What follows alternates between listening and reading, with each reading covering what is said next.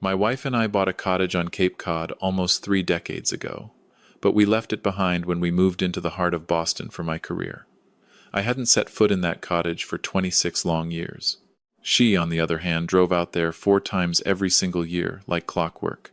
When she passed away last winter, my son looked me dead in the eyes and said, "Dad, just dump that worthless shack already." I decided I needed to see it one final time before signing it away. But the moment I pushed open that corroded iron gate, I stopped breathing. What I saw living inside that house, it shattered everything I thought I knew. I'm so glad you're here with me tonight. Stay with me through this whole story. It gets heavier than you might expect. And please, drop a comment with the city you're listening from, because it genuinely warms my heart to see how far these stories travel. My name is Walter. I'm 74 years old, and 7 months ago I lowered the only woman who ever truly saw me into the cold Massachusetts ground. Eleanor was my entire world for 41 years of marriage. And now I sit in a hollow brownstone on Beacon Hill, while my own flesh and blood treat me like an inconvenient task on their weekly to-do list. Now, before I get too far into this, let me just say something from the heart. If you're watching this and you've ever felt invisible inside your own family, if you've ever felt like just another item on someone's calendar, I want you to know I see you. I really do. Because what I'm about to share, it took me 74 years to understand. The phone rang at exactly 7:32 on a frozen Tuesday morning, same as it had every Tuesday for the last 6 weeks. My oldest, Bradley, doesn't even pretend to say good morning anymore. "Pop, we need to circle back on the Cape Cod situation again." His voice had that flat corporate tone, the one he reserves for clients he thinks are wasting his time. "You're hemorrhaging cash on that dump." I gripped the porcelain mug Eleanor had given me on our final Christmas together, the one with our wedding portrait baked into the ceramic. My fingers weren't as steady as they used to be. The handle felt thinner somehow. "It's not hemorrhaging, Bradley. Your mother adored that place." "Mom's been gone for over half a year, Pop." Those words landed like a hammer to my chest. "Caroline and I have been having serious conversations, and we believe it's high time you started behaving like a responsible adult about your assets." Caroline, my daughter, had been just as cold-blooded as her brother. She called me every other day with the same scripted lecture about budgeting and end-of-life planning, as though I were some senile relic who couldn't operate a microwave. "The yearly property taxes alone run you $5,200, Bradley pressed on. "Then add insurance, the heating bill, the lawn service, the seawall maintenance. You're bleeding close to 17 grand a year on a property you haven't laid eyes on since Reagan was president." Haven't laid eyes on. That part actually hurt, because it was true. Eleanor visited that cottage 4 times a year, every single year, without skipping once. Spring blossom season, peak summer, October leaves, and one trip every February she always called her quiet weeks. She invited me along every single time, and every single time I had a reason, work deadlines, even years after I'd retired from the architectural firm. A standing tea time with the boys at the country club. Routine cardiology appointments I could have shifted by a week. Now, sitting alone in our silent kitchen, I started asking myself something I'd never wanted to ask before. Why had I been so unwilling to go? Maybe because that little cottage represented something I never quite grasped about my wife. Some private chamber of her soul she kept walled off from the life we shared. Now, let me pause here for a second. Because if you've been married a long time, you might know what I mean. Sometimes the person sleeping next to you for 40 years has whole rooms inside them you've never visited, and it's not because they're hiding. It's because you stopped asking. "Your mother poured so much of herself into that home," I said quietly, watching a chickadee land on the feeder Eleanor had bolted to our kitchen window. "Pop, listen to yourself." Bradley's voice sharpened into a blade. "Sentiment doesn't pay the gas bill. You're on a fixed income now. Pension and Social Security only stretch so far, especially with what nursing care costs these days." This was always his angle, the almighty spreadsheet. Bradley worked in commercial real estate up in Manhattan, so to him every roof and foundation was just an asset class. He'd inherited his mother's mathematical gift, but absolutely none of her gentleness.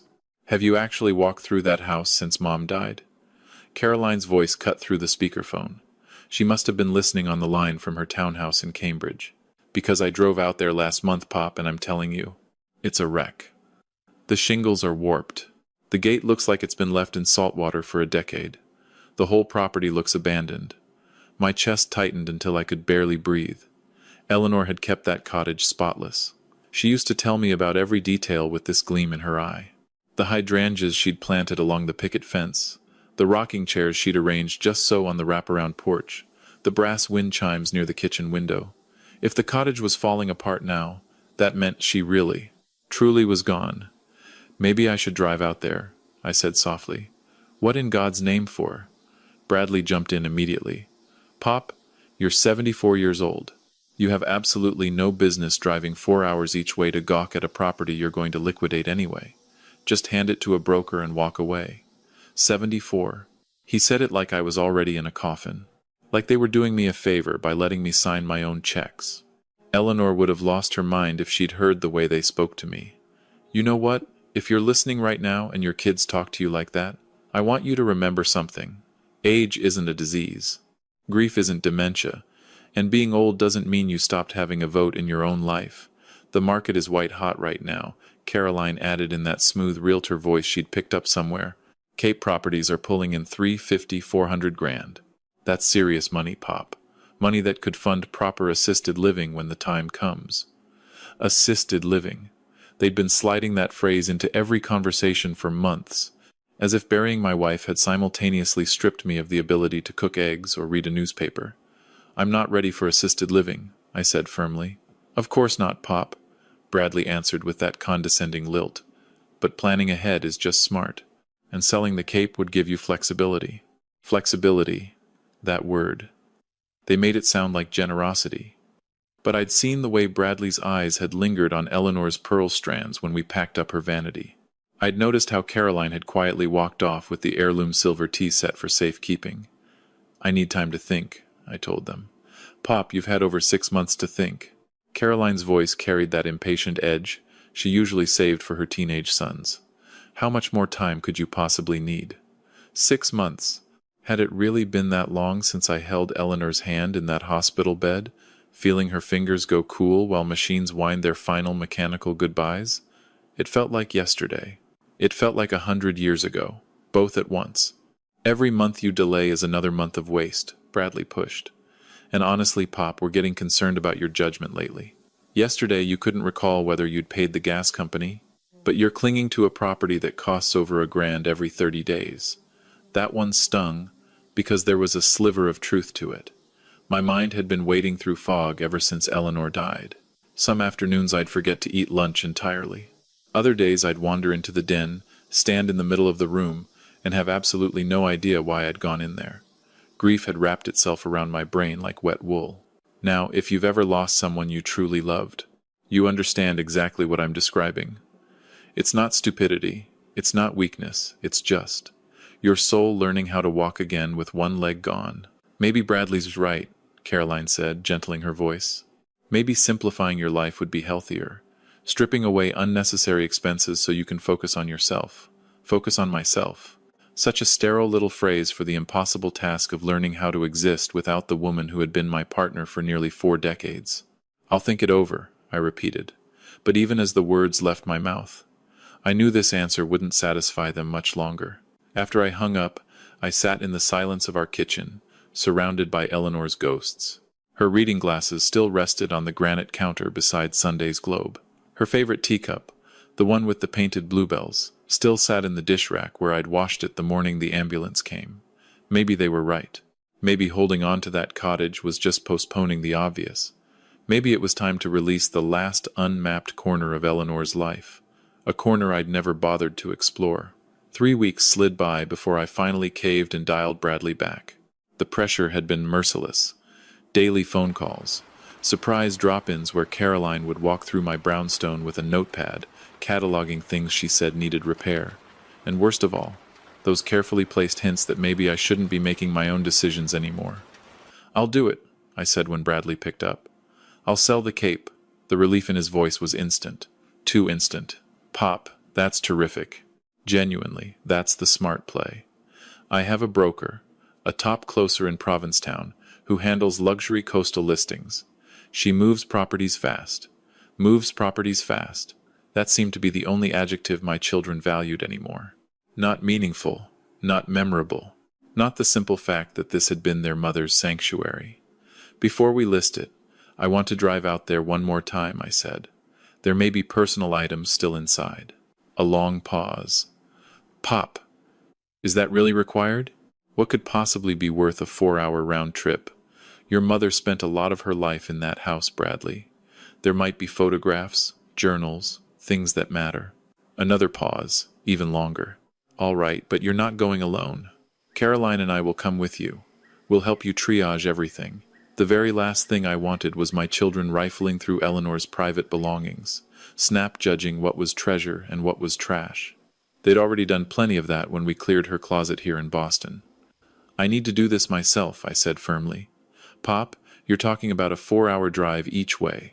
What if the car breaks down? What if you have a cardiac event? Cardiac event. They'd been weaponizing that phrase for months now, as though I were a faulty machine just waiting to short-circuit. Yes, I was 74. Yes, I took medication for blood pressure and a mild atrial flutter. But I was not an invalid. I'll be fine, Bradley. I've been driving longer than you've been breathing. That's exactly what concerns me, Caroline cut in. She'd been listening on the extension again, of course. Your reaction time isn't what it used to be, Pop. And you've been so scattered. Scattered. That was their polite shorthand for thinking grief had broken my brain. And maybe they weren't entirely wrong. I had been forgetting things. Losing chunks of afternoons. Catching myself staring at a single wallpaper seam for an hour without blinking. But this trip felt necessary in a way I couldn't put into words. I'm going, I told them, pushing more steel into my voice than I felt. Either you trust me with this, or you don't. Of course we trust you, Pop, Bradley said too quickly. We just worry. Maybe at least let us know when you leave and when you arrive safely. Check-ins. Like I was a 16-year-old with a learner's permit. But I agreed. Because arguing was exhausting. And because some small, soft place in me wanted to believe their concern came from love and not from inheritance math. I planned the trip for the following Saturday. Bradley offered to hire me a car service. I declined. This needed to be solitary. No witnesses. No running commentary about practicality. The night before I left, I sat in Eleanor's reading nook and pulled down the leather photo albums she'd kept so meticulously labeled. Pictures from our courtship at Boston University. Our wedding at the Old North Church. The kids, when they were small and still climbed onto my lap at bedtime. But as I flipped through the more recent volumes, something began to nag at me. The photographs grew sparser, and in nearly all the recent ones, Eleanor was alone. There she was on the cottage porch, a hardcover novel resting on her knees. Another shot of her kneeling in what looked like a vegetable patch, though I had no memory of her ever planting anything at the Cape. In several pictures, she was smiling, but it was a smile I almost didn't recognize. Softer, lighter. The way a woman smiles when she's stopped performing for anyone. When was the last time she'd smiled at me like that? When had we stopped showing up in each other's photographs? I closed the album. I went to bed, but sleep wouldn't come. I kept circling back to those images, to the woman who had shared my pillow for 41 years, yet had clearly preserved an entire chapter of herself somewhere I'd never read. Why had she stopped insisting I come to the Cape with her? Had she even wanted me there anymore? The next morning I packed the Buick with the kind of supplies Eleanor would have demanded. Bottled water, granola bars, a first aid kit, a car charger for my phone. She had always been the planner, the woman 3 steps ahead while I lived 2 steps behind. The drive took longer than I'd estimated. My hands cramped on the wheel. I pulled over twice, once at a Cumberland Farms in Plymouth, once at a rest stop near Bourne. By the time I crossed the Sagamore Bridge onto the Cape, the late afternoon sun was painting everything in copper and salt. I'd forgotten how beautiful this stretch of coastline was. Eleanor had tried to describe it to me 100 times across the years. The way the light hit the marsh grass, the smell of pitch pine, the ridiculously blue color of the bay in October. I'd never really listened. Now, seeing it through my own eyes, I understood why this place had pulled at her so hard. Something about the landscape made the noise of regular life feel quiet for a moment. The turn-off onto our private lane was marked by a weathered cedar sign reading Salt Meadow Lane. I'd written the check for that sign 15 years ago, but I'd never seen it in person. Eleanor had handled every detail of maintaining the cottage for decades. Taxes, contractors, the seasonal opening and closing. As I rolled down the narrow lane toward our cottage, my chest constricted with an awful mix of dread and longing. What was I going to find? What truths had Eleanor tucked away in this place? The cottage stood at the end of the lane, half hidden behind beech plum bushes and tall seagrass. I could see Caroline had been correct about neglect, at least from the road. The shingles were faded silver. The wrought iron gate at the front walk had grown a thin coat of rust. I pulled into the crushed shell driveway and just sat there, engine ticking, listening to the soft thunder of the surf beyond the dunes. Eleanor used to say the Atlantic spoke to her in a language she didn't have to translate. Now I could finally hear what she'd meant. There was something hypnotic in that rhythm, something that slowed time itself. I took a long breath, fished the brass key from my coat pocket, and walked toward the gate. My hands were trembling. Whatever waited on the other side was going to rearrange everything I thought I knew about my wife and my marriage. The rusted hinges screamed as I pulled the gate open, and then I froze. Because what I saw inside that yard was not abandonment, not at all. The yard was breathtaking, not just maintained, loved. Marigolds and black-eyed Susans bloomed in tidy rows along the flagstone walkway. The lawn had been freshly mowed. The green smell still hung in the air. Someone had carefully replaced the warped boards on the porch steps with fresh cedar planks. This was not the abandoned property Caroline had described. Someone was living here. My first instinct was to retreat to the car and call the Barnstable police. We'd had problems years ago with squatters, kids breaking into summer homes. But then I noticed something that froze me in place. Hanging from the porch railing was a wind chime. I knew that wind chime. Eleanor had bought it at the Wellfleet flea market 4 summers ago. I remembered because she'd been so giddy about it, and I'd grumbled about the $18. The sound of children laughing drifted from somewhere behind the cottage. Then a woman's voice, calling out in Spanish, gentle but firm, telling someone to be careful near the dunes. My Spanish was rusty from a high school class 58 years ago, but I caught enough. I walked up the front steps slowly, my heart pounding so violently I could feel it in my throat. The front door was painted soft buttercup yellow, Eleanor's favorite color. Terracotta planters flanked the doorway, overflowing with rosemary and basil. Through the window, I could see furniture I half remembered from decades ago, mixed with newer pieces I'd never laid eyes on. Before I could even raise my fist to knock, the door swung open. A small woman stood there, maybe mid-50s. Light brown skin, dark hair streaked with silver, and pulled into a low knot. She wore a faded denim apron over a soft cotton dress, and she held a wooden spoon in one hand. When she saw me, her face went absolutely white. "Senor Walter," she whispered, in lightly accented English. She knew my name. This stranger living in my cottage knew exactly who I was. "I'm sorry," I managed. "I think there's been some kind of misunderstanding. This is my property. My wife and I own this house." Tears welled instantly in her eyes. She pressed the wooden spoon to her chest like a shield. "Senora Eleanor. She is?" "She passed away," I said quietly, even as my mind raced. 7 months ago." The woman covered her mouth and let out a soft, gut-deep sob. The kind of sob you only make when you've lost someone who meant something. How did this woman know my wife so intimately? How was she crying like she'd lost her own mother? Now, let me just say something here. Because in that moment, watching this stranger weep for my wife, I felt something shift inside my chest. Something cold and stiff that had been there for months. Because nobody had cried for Eleanor like this except me. Not even our own children. They'd cried at the wake, but it had been composed, acceptable, manageable. This woman cried like the world had cracked. "Please," she said, stepping back and waving me inside. "Please come in. I will explain. My name is Lourdes Reyes." I hesitated for a long moment, and then crossed the threshold. Inside, the living room had been transformed. The bones were the same fieldstone fireplace, the same exposed beams. But the soul was completely different.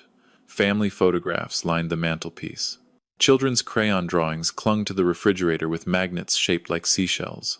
A wicker basket of yarn and knitting needles sat beside a worn armchair near the window. "You've been living here," I said. It was not a question. Lourdes nodded, tears streaming down her cheeks. 16 years," she said softly. Senora Eleanor. She saved my family. 16 years. I tried to do the math and my brain refused to cooperate. Eleanor knew you were living here for 16 years? She bring us here after Hurricane Wilma, Lourdes explained, sinking into the armchair. We lose everything in Florida. The house, my husband's mechanic shop, all of it. We come north looking for work, but we have nothing. Nowhere. We were sleeping in a shelter in New Bedford. And Senora Eleanor, she was volunteering there. She find us. Hurricane Wilma. That was 2005. Eleanor had driven down to the Cape that fall. Yes, I remembered now, vaguely. She'd said something about needing to check on the cottage. She'd come back saying everything was fine. Just minor damage. Already handled. She'd never said a single word about a homeless family in a shelter. She'd tell us we can stay until we get on our feet, Lourdes continued. But then my Tomas, he get sick, pancreas cancer. And Senora Eleanor, she say we are family now. She say this is our home too.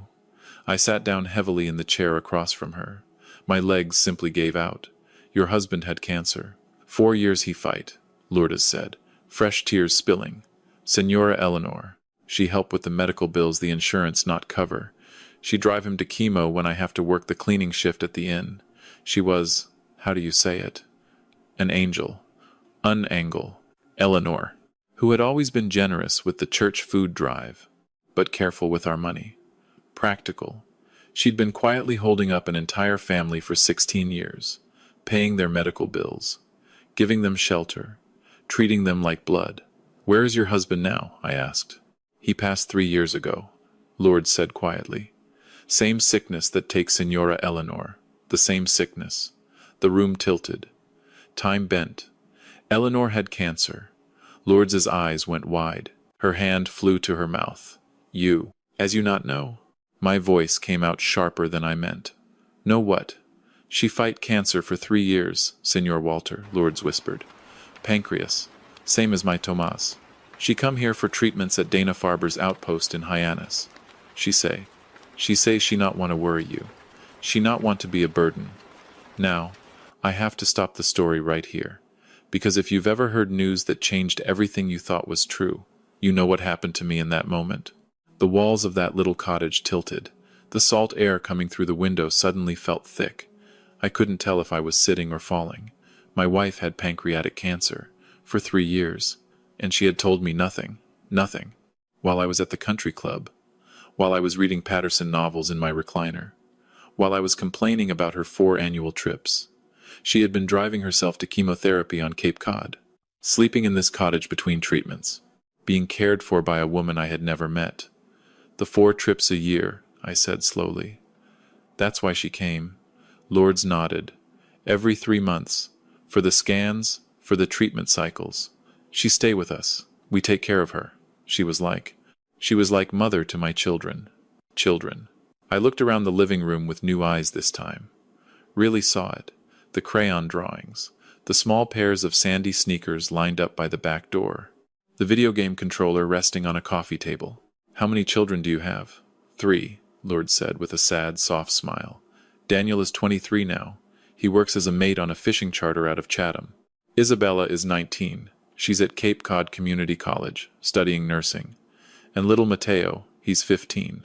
He plays soccer at the high school. They've lived in this cottage their whole lives. Daniel was 7 when we came here. Isabella was 3. Mateo was a baby. I tried to picture it. Eleanor coming here every 3 months. Not for relaxation, not for solitude as I'd always assumed, but for cancer treatments. Staying with this family who had quietly become her second family, surrounded by children who climbed into her lap. While she fought a disease she kept locked behind her teeth at home. Why didn't she tell me? I asked, though I wasn't really asking Lourdes. But she answered anyway. She say you have enough worry. She say you are good man. But you would not understand why she need this place. She say this was her secret garden, where she could be sick without making everyone sad. A secret garden. That's how Eleanor had thought of this cottage. Not as real estate.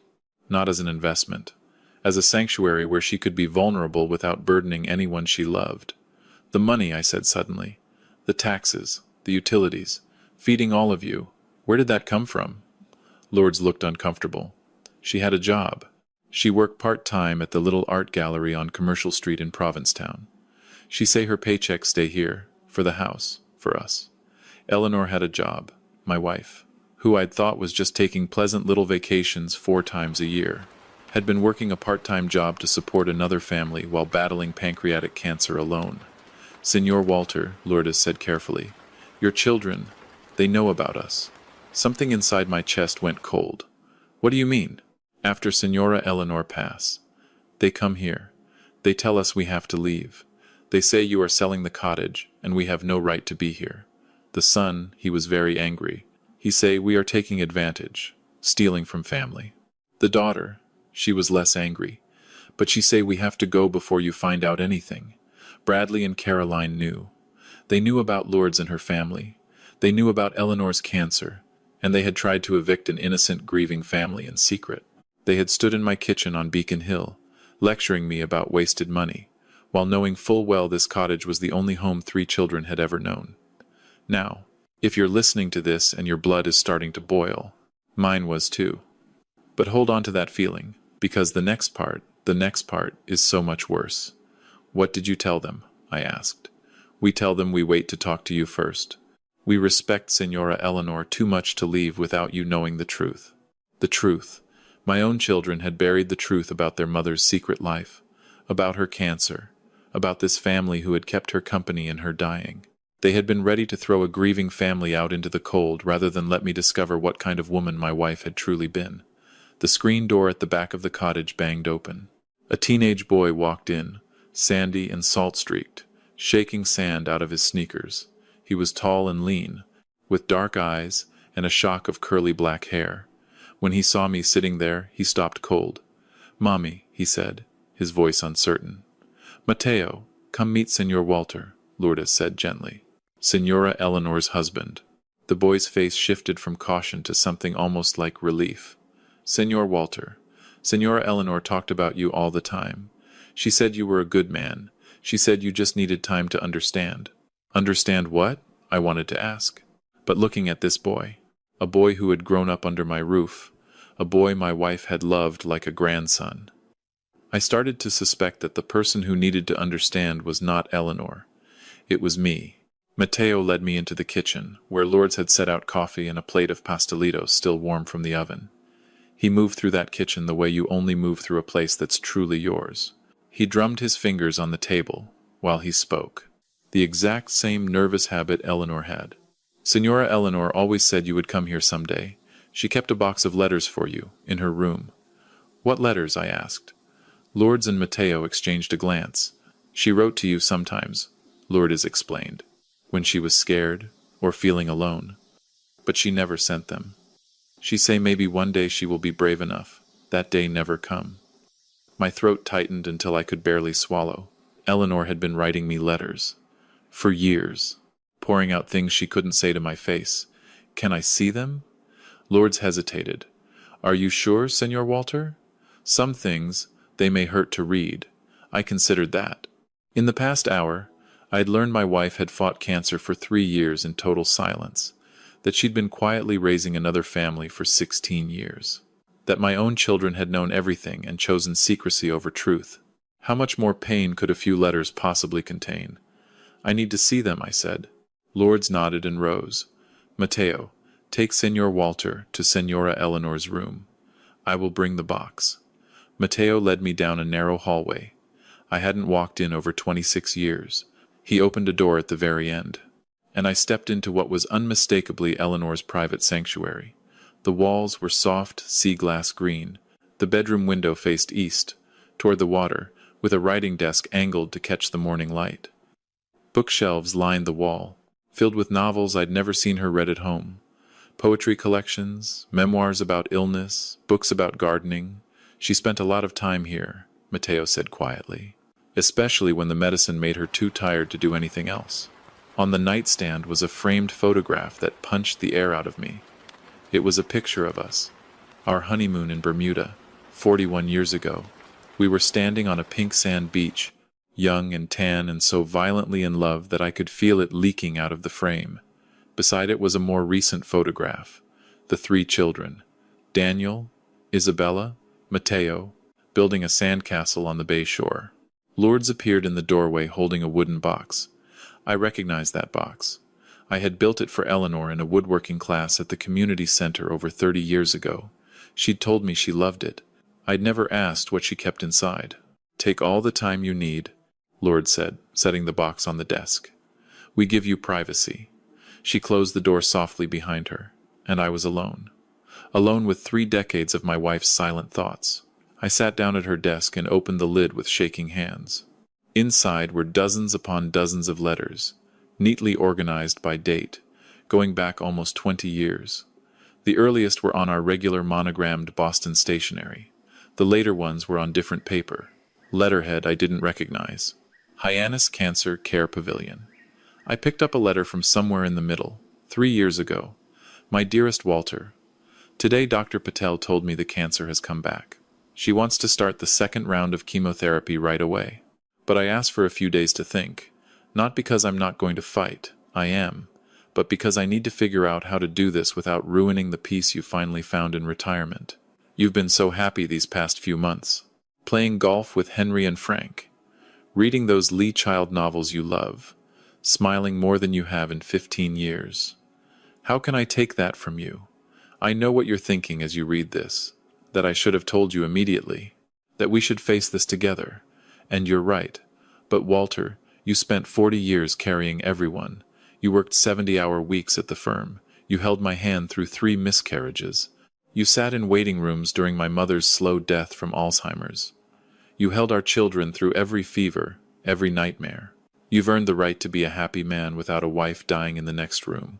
Lourdes says I'm being selfish. That I'm robbing you of the chance to be my hero one final time. But Walter, I've watched you be everyone's hero for so long. Maybe this time I can be my own. Maybe I need to know I can do something hard without leaning on you. The children don't need to know either. Bradley is so consumed with his promotion. Caroline has her hands full with the boys. They have their own lives. They shouldn't have to watch their mother fall apart. I hope someday I'll be brave enough to give you these letters.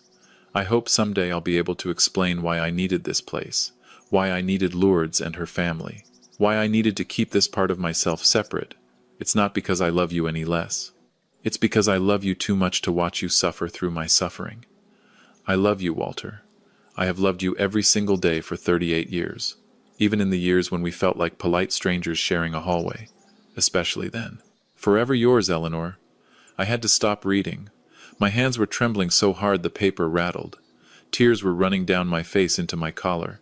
Eleanor had been sick, scared, fighting for her life, and she'd done all of it alone, because she'd wanted to protect me from sadness. But the worst part was that she had been right. I had been happy in retirement. I had been golfing and reading and puttering around our brownstone, completely oblivious to my wife's pain. How had I become so deaf to the only person who had ever truly loved me? Now, if you're listening tonight and this is hitting you hard, please go look at the person beside you, or call them, or text them. Don't let your retirement be the place where your marriage goes silent. Don't let comfort become a reason to stop paying attention. I picked up another letter. This one from just over a year ago. My dearest Walter. Today was a good day. The latest scans show the tumors are responding to the new protocol. Dr. Patel is cautiously optimistic. I felt strong enough today to help Lourdes plant new dahlias along the front walk. Matteo taught me how to make friendship bracelets out of fishing line. Isabella showed me her acceptance letter from the nursing program.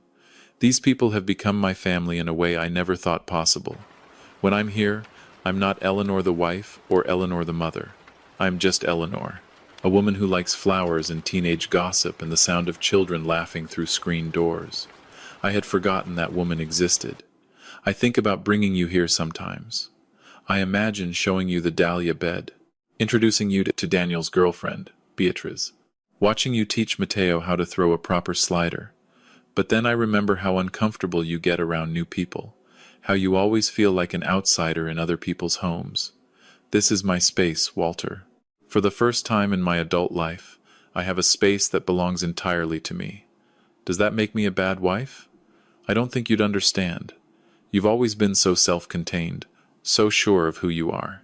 You don't need other people the way I do. But I do, Walter. I need Matteo asking me to help with his English essay. I need Isabella whispering to me about boys. I need Lourdes's quiet strength. I need Tomas's terrible jokes and his famous arroz con pollo on Sunday nights. I need to feel needed in a way that has nothing to do with running a household. Is it wrong that I'm happier here than I am at home? Forever yours, Eleanor. I set the letter down and stared out the window at the slate-gray Atlantic. She had been right about me in some ways. I was uncomfortable around strangers. I did prefer my routines. But she had been wrong about the most important thing. I would not have been fine without her. I was not fine without her. There was a soft knock at the door. Lourdes peered in. "You okay, Señor Walter?" I wiped my face. "Lourdes, can I ask you something honestly?" "Of course." Was she happy here? Truly happy? Lourdes thought for a long moment, looking out at the water. She was herself here. Sometimes sad, sometimes scared, but always herself. At home, she said she felt like she was playing a role. Here, she could just be Eleanor. Just be Eleanor. My wife had felt like she was playing a role in our own marriage. What did that say about the life we had built together? "There is one more thing," Lourdes said carefully. "At the bottom of the box. She wrote it just before she got too sick to come here anymore." I dug through the letters and found an envelope marked, "For Walter. To be opened only if something happens to me." My hands trembled. After 41 years of marriage, I was finally about to learn what my wife really thought of our life together. The handwriting on this final letter was shakier than the others. There were watermarks on the paper from old tears. "My beloved Walter, if you are reading this, then I am gone, and you finally found this place that meant so much to me. I hope Lourdes and her family have explained why I kept this secret from you. I hope you can understand, even if you cannot forgive me. I need to tell you something that will hurt you, and I am sorry for that. But you deserve the truth about our children, especially now, since I will not be there to soften them anymore. Bradley and Caroline have known about Lourdes and her family for over 2 years. They found out when Bradley was reviewing our financial accounts after I gave him power of attorney for the cottage. He saw the recurring payments for utilities, taxes, groceries. He hired a private investigator to find out what was happening. When they discovered Lourdes and the children living here, they did not come to me. They did not come to you. They came here, and they threatened them. They told Lourdes she was trespassing. They told her they would have her arrested. They threatened to call ICE on her family. They threatened to claim she had been stealing from us. Lourdes called me, terrified, sobbing. I drove down that same night. I confronted our children in this very kitchen. Walter, I have never seen them so cold. Bradley told me supporting Lourdes was fiscally irresponsible and that I was compromising their financial future. Caroline said I was being manipulated. When I tried to explain how this family had cared for me through chemotherapy, Bradley actually laughed. He said, "Mom, you're sick. You're not thinking clearly. These people are using your condition, using my condition, as if cancer had made me stupid instead of just exhausted." I told them about the treatments, about how Lourdes had driven me to Hyannis when I was too weak to drive myself, about how Tomas had built me a special padded chair for the porch so I could sit through the nausea, about how Matteo would read to me when I was too dizzy to focus, about how Isabella would brush my hair when it started growing back, slow and silver. Do you know what Caroline said? She said, "We could have done all of that for you, Mom. But Walter, they could not have. Not because they were incapable, but because they would have made my cancer about them, about their inconvenience, about their schedules, about their emotional burden. Lourdes never made me feel guilty for being sick. She never treated me as fragile. She just loved me. Our children gave me an ultimatum, Walter. Either I cut Lourdes off and sell the cottage, or they would take legal action to have me declared mentally incompetent due to my illness. They would claim I was being exploited. I chose Lourdes' family. I chose the people who had given me everything when I had needed everything. Bradley was furious. He said I was destroying our family legacy for people who weren't even citizens.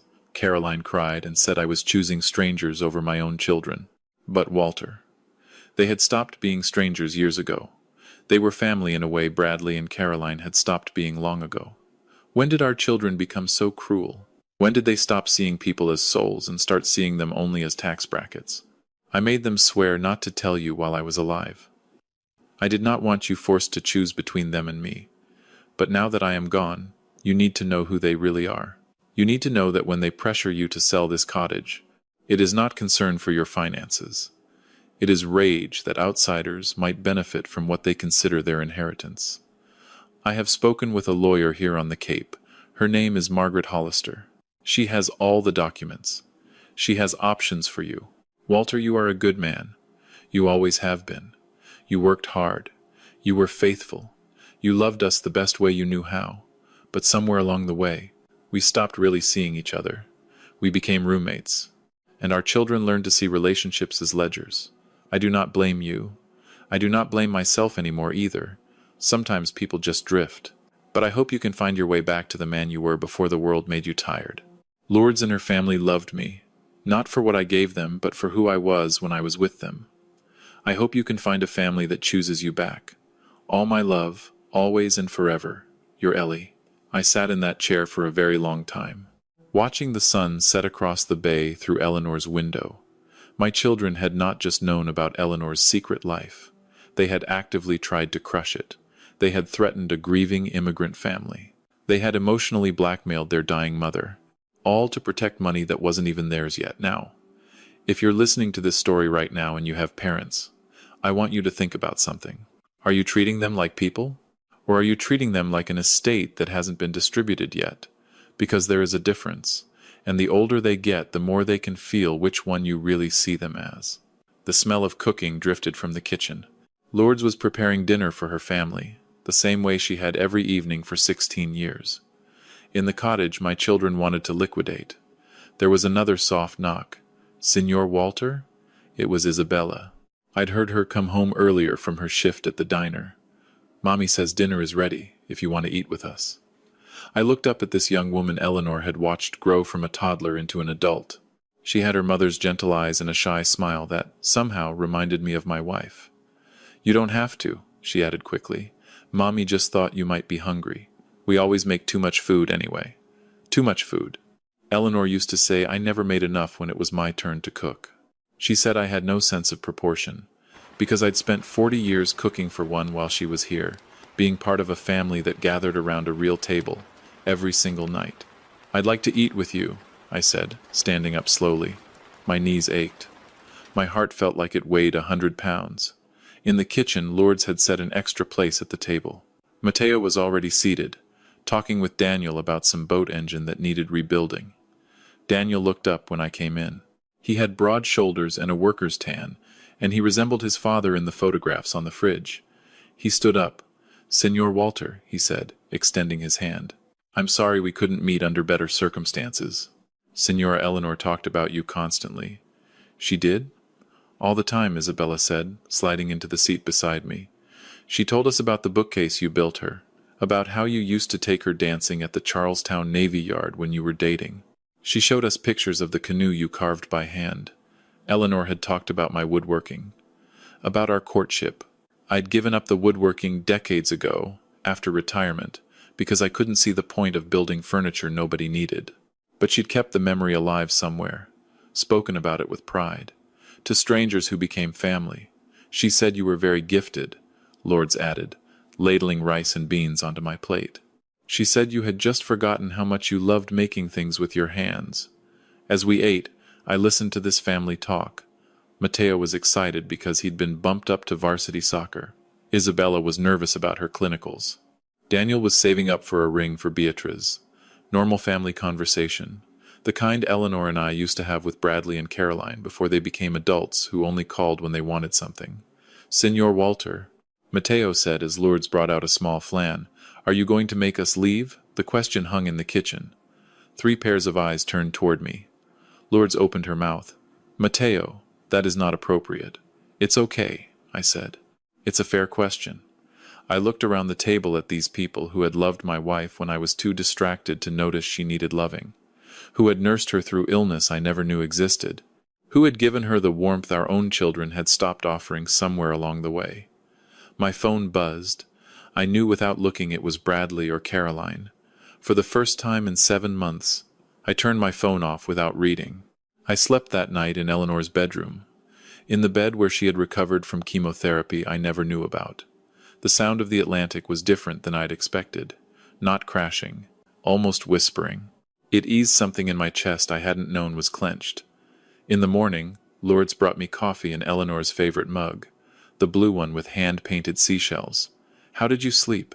"Better than I have in months," I admitted. And it was true. For the first time since Eleanor died, I had slept through an entire night without reaching for her side of the bed. "She slept good here too," Lourdes said, "even when she was very sick. She say the ocean reminds her she is small, that it makes the sickness feel small too." I sipped the coffee, stronger than anything I'd brewed for myself at home. "Lourdes, do you want to stay here? Honestly.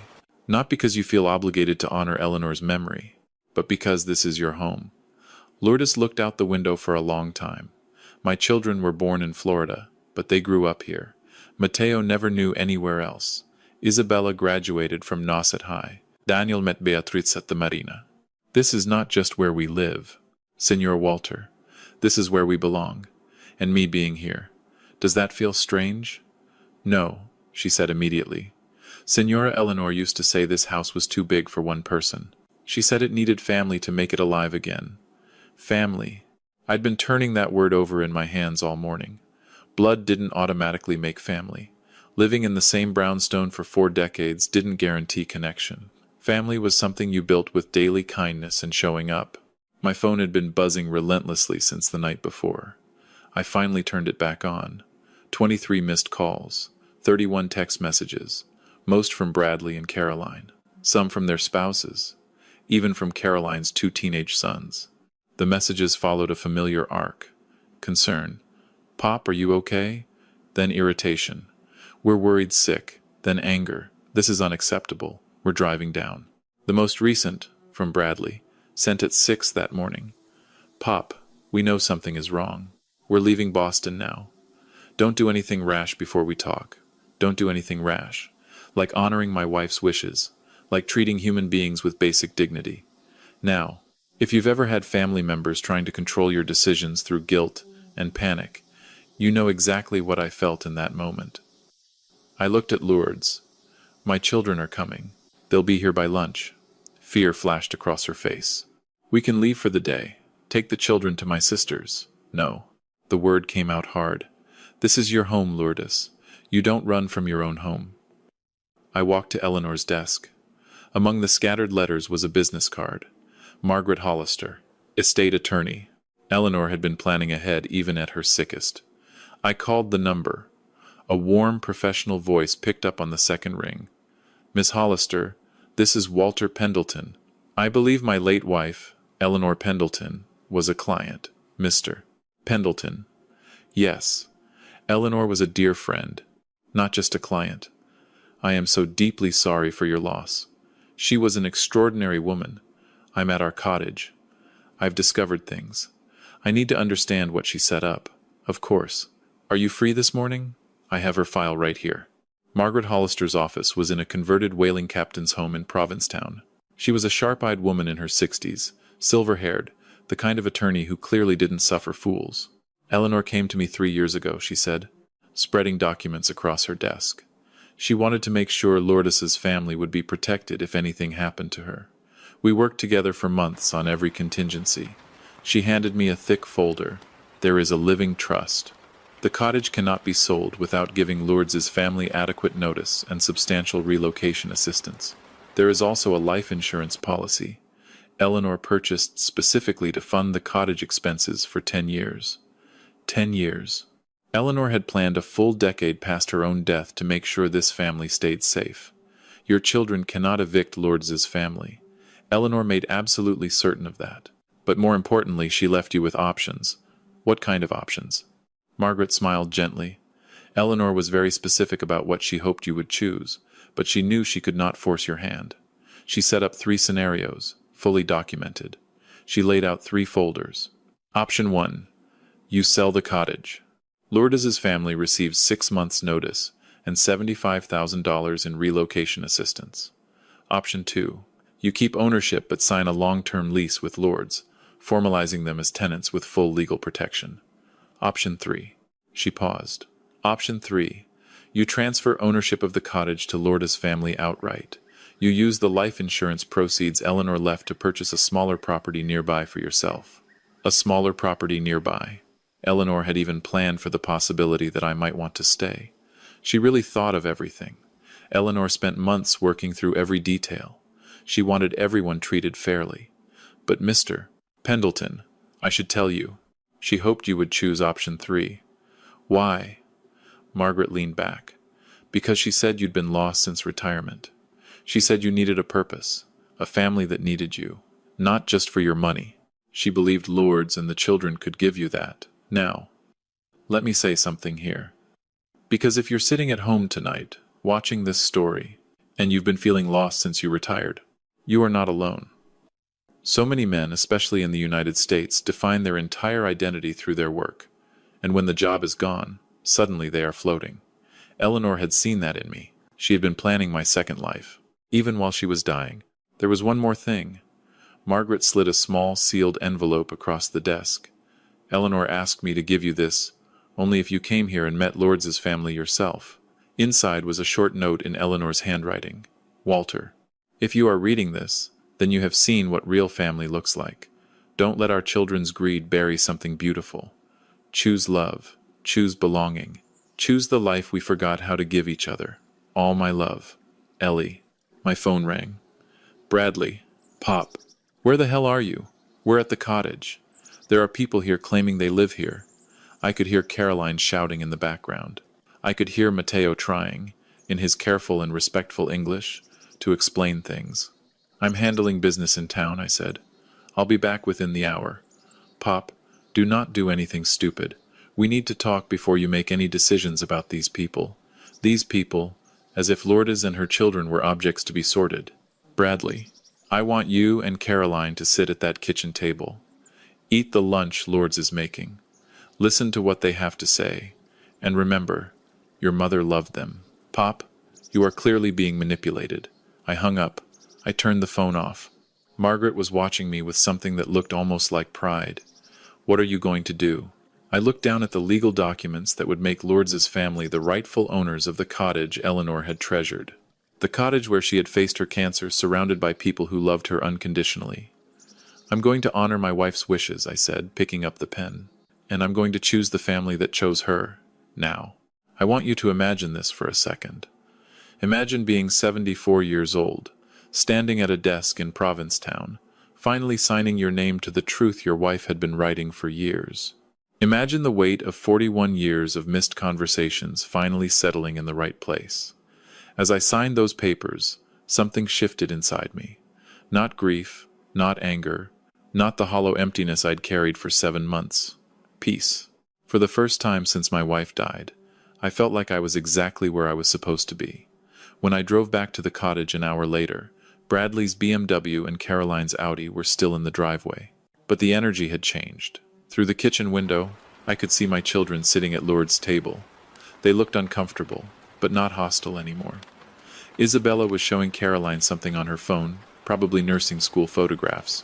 Mateo was telling Bradley something with animated hand gestures. Lourdes met me at the door. Her eyes searched mine. It's done, I said quietly. I handed her the deed, with her name on it. This is your cottage now, legally, officially. Tears filled her eyes. Señor Walter, I don't know what to say. Don't say anything. Just let me stay for one more dinner. As your guest. We walked into the kitchen together.